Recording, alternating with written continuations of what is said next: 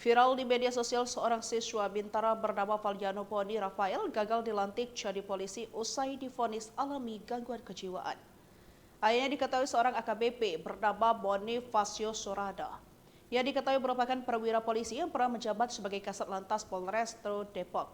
Ia resmi menjabat sebagai Kasat Lantas Polresto Depok pada 24 Oktober 2022 sampai 11 Agustus 2023.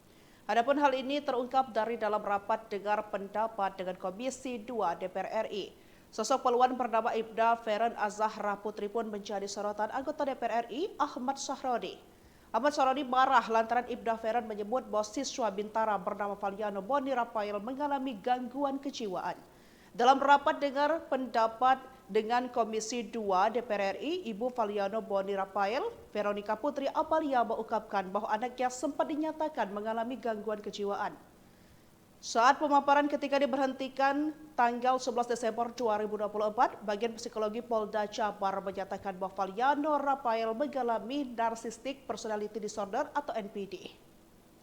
Ibda Feren Azahra Putri mengaku telah ditugaskan memeriksa Valdiano. Salah satu kriteria karena teriakan Valdiano beda sendiri dengan siswa lain saat berlari. Ahmad Sahrodi berpendapat bahwa penilaian tersebut hanyalah sebuah asumsi. Ibda Feren membantah bahwa itu adalah hasil analisis. Feren menerangkan Valdiano siswa SPN Polda Jabar memenuhi 3 dari 9 kriteria NPD.